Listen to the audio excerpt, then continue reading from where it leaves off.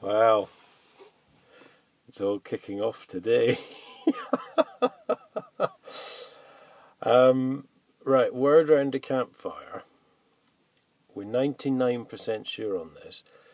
For some of you who've watched some of my stuff, you'll remember a woman called Christina Allinson who committed perjury on the stand last year in court.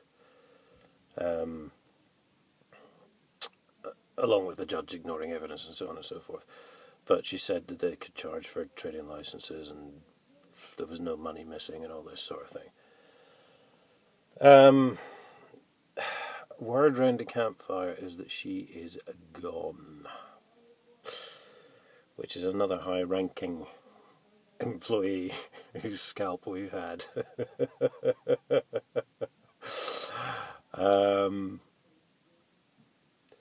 And she hasn't been seen for quite some time, so we're just hoping now that that is true.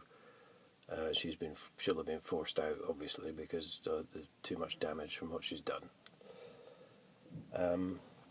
And do bear in mind, again, the police are quite aware she's committed perjury, but have taken no action because the police approve of corruption when the council do it. As I've said many times, before the police investigate a crime these days, they like to consider who's committed the crime.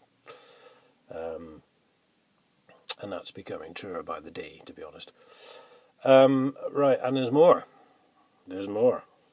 There was a mystery visitor to the lay-by earlier, who we now think is Mr. E. Kendall. Now, Mr. E. Kendall is head of operations. Might be wrong, but we think it's him. And he was the one who wrote to me when I did the video, is there anything they can tell the truth about? And he in fact lied about ownership of the bin in the lay-by. So I won't go into the whole rigmarole, but if he's jumped, then something is going on, definitely.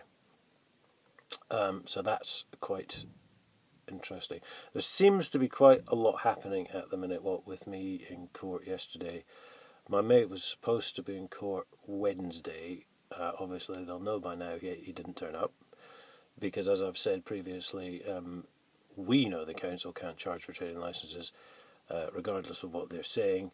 So any verdict isn't a legal verdict, and in fact, even issuing a summons isn't a legal act, because they know fine well they can't charge for a trading licence either. So it's getting very, very interesting now.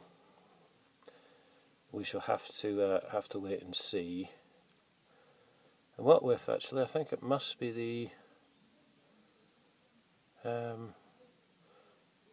it's about the time of the 60th anniversary, actually, since this all kicked off, really, depending when you want it to start. It was April and May 2009, I first asked why receipts weren't being issued to people who were making cash payments, which was standard practice. And of course, as we know, all that money's gone missing. So that's quite interesting in itself, actually, but with two major events, and it being sort of on the anniversary of when this all kicked off. So yeah, let's see what happens. Big news, I think. Big news.